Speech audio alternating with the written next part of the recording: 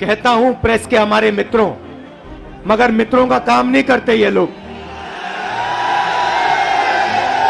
हमारा छोड़ो, जनता के मित्रों का काम नहीं करते ये। तो आपको चीता के बारे में बताते हैं। देखो अफ्रीका से 4 चीता आए हैं। देखो जंगल में घूम रहे हैं। देखो ये भी सवाल पूछा कि क्या चीता हिरण को मारेगा या नहीं। मतलब अफ्रीका का चीता हिंदुस्तान में आकर हिरण को मारना भूल जाएगा। मगर इन मीडिया वालों में से एक भी ये नहीं कहता भैया हिंदुस्तान में किसान का बेटा बिना स्वेटर के क्यों घूम रहा है। ये सवाल नहीं पूछेंगे। ये कभी नहीं कहेंगे भैया ये मजदूर है, ये टी शर्ट में क्यों घूम रहा है। ये किसान है, ये स्वेटर बिना जैकेट बिना क्यों घूम रहा है। ये सवाल कभी नहीं पूछेंगे। ये सच्चा सवाल है। मेरे टी शर्ट वाला सच्चा सवाल नहीं है। घोड़ा देखा आपने? शादी का घोड़ा होता है, उसमें लगाम होती है ना, उसको लगाम को टाइट करो एकदम रुक जाता है। वैसे इनकी लगाम है, लगाम लगी है प्रेस वालों पे। जैसे ये दौड़ने की कोशिश करते हैं,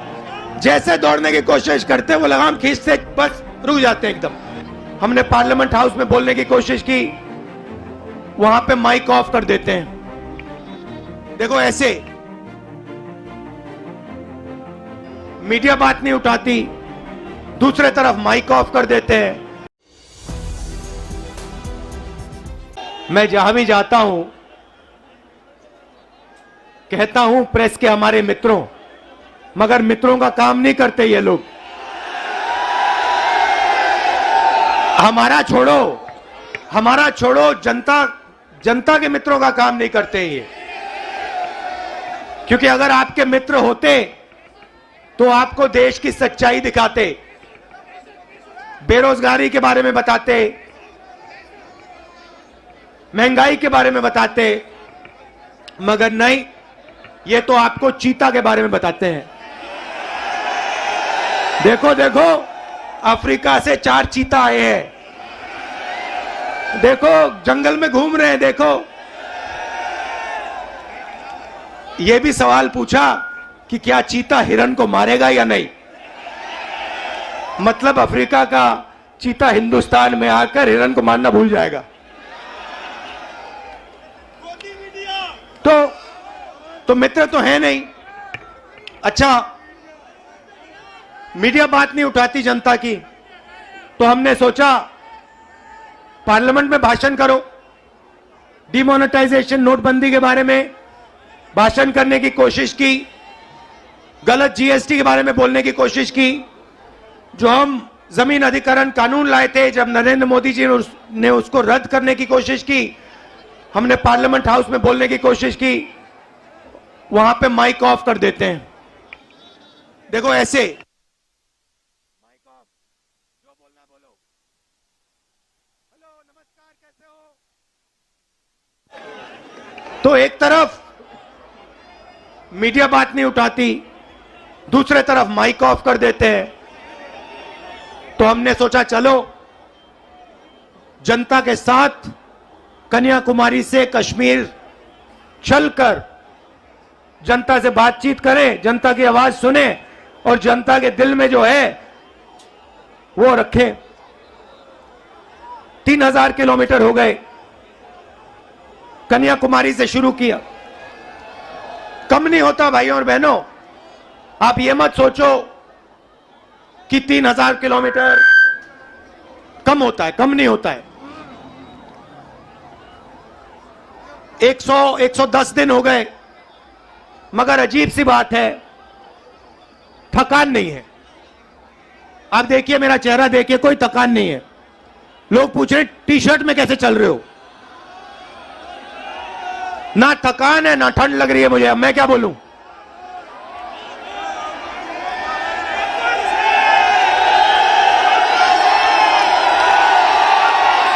अच्छा, जो प्रेस वाले हैं, एक बात देखो मेरे साथ, एक बात देखो इनके बारे में। देखो एक बात, ठहर जाओ भैया, एक बात देखो प्रेस वालों की।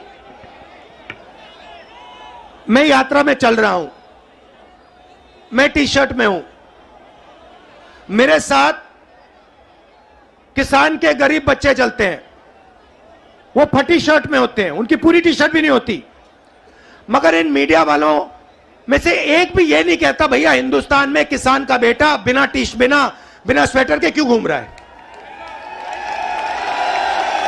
ये सवाल नहीं पूछेंगे, ये कभी नहीं कहेंगे भैया ये मजदूर है, ये टी शर्ट में क्यों घूम रहा है, ये किसान है, ये स्वेटर बिना जैकेट बिना क्यों घूम रहा है। ये सवाल कभी नहीं पूछेंगे। ये सच्चा सवाल है, मेरे टी शर्ट वाला सच्चा सवाल नहीं है। सच्चा सवाल यह है कि हिंदुस्तान के बच्चे, हिंदुस्तान के किसान, हिंदुस्तान के मजदूर टी शर्ट में सर्दी में क्यों घूम रहे हैं, यह सवाल है। मगर यह कभी नहीं पूछेंगे, क्योंकि भाइयों और बहनों ये आपके नहीं हैं। ये जैसे घोड़ा होता है ना, घोड़ा देखा आपने, शादी का घोड़ा होता है, उसमें लगाम होती है ना, उसको लगाम को टाइट करो एकदम रुक जाता है, वैसे इनकी लगाम है, लगाम लगी है प्रेस वालों पे। जैसे ये दौड़ने की कोशिश करते हैं, जैसे दौड़ने की कोशिश करते हैं, वो लगाम खींचते बस रुक जाते हैं एकदम। अच्छा ये मत सोचिए कि ये बोलना नहीं चाहते हैं, मेरे पास आते हैं, कहते राहुल जी हम सच्चाई बोलना चाहते हैं मगर हमें हमारे मालिक बोलने नहीं देते। मैं कहता हूं भैया डरो मत, बोल दो। कहते हैं नौकरी भी तो करनी है हमें, अगर हमने सच्चाई बोल दी नौकरी से निकाल देंगे, किसी और को डाल देंगे, वो झूठ बोलेगा। तो यात्रा का लक्ष्य जो देश में नफरत और हिंसा फैलाई जा रही है उसको मिटाने का है। भाइयों और बहनों, बीजेपी की पॉलिसी हिंदुस्तान के युवाओं को, किसानों को, मजदूरों को डराने की पॉलिसी है।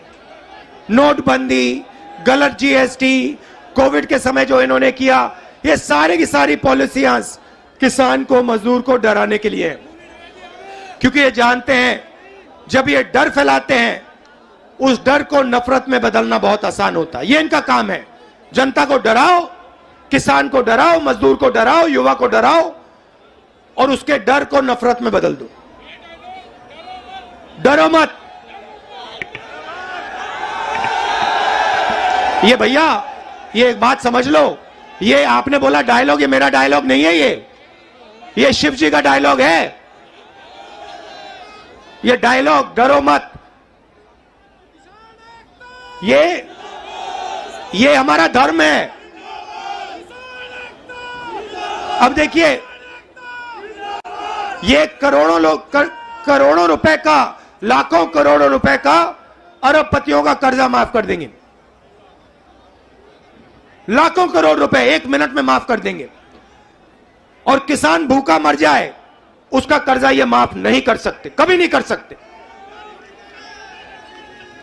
आप यूपी के, बाकी हिंदुस्तान के किसान हमारे पास आए थे, यूपीए की सरकार थी, आपने कहा हमारा माफ करो, 10 दिन में हमने 70,000 करोड़ रुपए, 72,000 करोड़ रुपए माफ कर दिया था।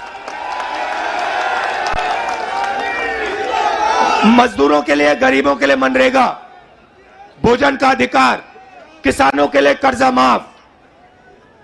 तो हम डर को मिटाने की राजनीति करते हैं, क्योंकि हम जानते हैं अगर ये देश डर जाएगा इस देश का फायदा नहीं होगा, अगर नफरत फैल जाएगी इस देश का फायदा नहीं होगा। भाई और बहनों, दो और मुद्दे हैं यात्रा के। एक है महंगाई, और मैं आपसे पूछना चाहता हूं, प्रधानमंत्री जी आते थे जब यूपीए की सरकार थी, कहते थे गैस सिलेंडर 400 रुपए का हो गया है, 400 रुपए का गैस सिलेंडर हो गया। भाइयों बहनों आज कितने का है? मगर आज प्रधानमंत्री नहीं आते, आज आकर नहीं कहते कि भैया 1100 का हो गया। अच्छा एक और सवाल है भैया, ये जो 1100 और 400 रुपए का फर्क है, ये किसके जेब में जा रहा है? ये किसी ना किसी के जेब में तो जा रहा है ना, मतलब ये आसमान में तो नहीं गायब हो रहा। तो याद रखिए, ये नरेंद्र मोदी जी के जो खास मित्र हैं, 3-4 खास मित्र हैं, ये जो आपके गैस सिलेंडर का पैसा आपके जेब में से निकाला जा रहा है, उनकी जेब में जा रहा है। अच्छा भाइयों और बहनों, पेट्रोल का क्या दाम हुआ करता था यूपीए के समय? 60 रुपए आज क्या है? 100। तो ये भी याद रखिए, ये जो 40 रुपये 60 रुपया जो है, जो आपके जेब में से निकाला जा रहा है, ये भी उनके 2-3 मित्रों के जेब में जा रहा है। तो हमारा दूसरा मुद्दा महंगाई, और तीसरा मुद्दा, सबसे बड़ा मुद्दा, जो देश में नोटबंदी, गलत जीएसटी के कारण बेरोजगारी फैली है। आज 3000 किलोमीटर में 3000 किलोमीटर में हर स्टेट में मुझे युवा मिलते हैं। मैं पूछता हूं क्या पढ़े, कहते हैं इंजीनियरिंग की, डॉक्टर बनने के लिए पढ़ाई की, आईएएस के लिए तैयारी की। और फिर मैं पूछता हूं भैया आप करते क्या हो? कहते हैं राहुल जी, शर्मा के कहते हैं राहुल जी हम तो मजदूरी करते हैं।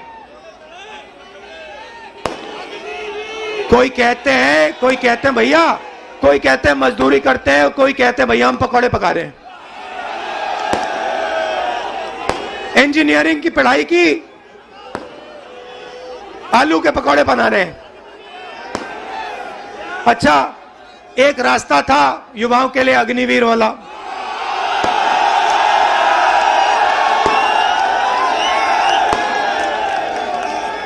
उसमें क्या था? सुबह युवा उठते थे, 4 बजे उठते थे, दौड़ते थे। यूपी में आपको हर सड़क पे दिखेंगे, देश की रक्षा करने के लिए दौड़ते थे। और सपना था एक दिन बॉर्डर पे जाके देश की रक्षा करेंगे, तिरंगे की रक्षा करेंगे, सपना था।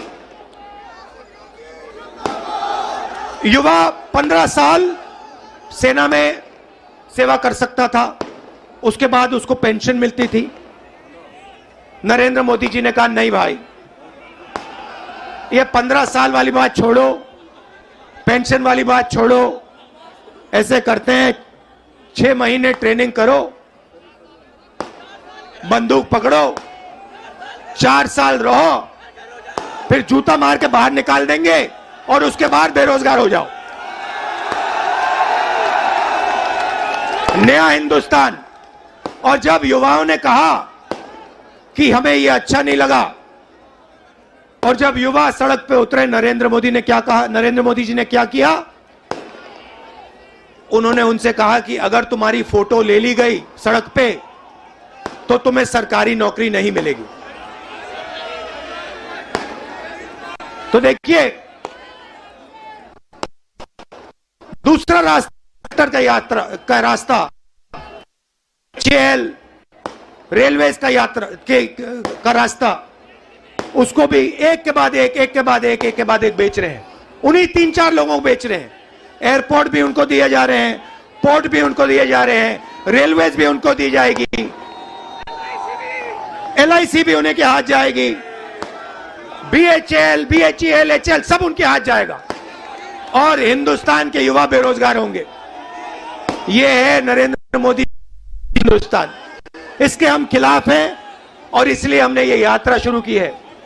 और हम इसलिए नहीं थके हैं क्योंकि आपने अपनी पूरी शक्ति, अपना पूरा प्यार इस यात्रा को दिया है, और लाखों लोग हमारे साथ खड़े हुए हैं, हर जात के लोग, हर धर्म के लोग। तो मैं आपको दिल से धन्यवाद करना चाहता हूं कि आपने इतना प्यार और इतनी शक्ति आपने हमें दी। इसके लिए मैं बहुत आभारी हूं, पूरी जिंदगी याद रखूंगा। बहुत बहुत धन्यवाद। नमस्कार, जय हिंद।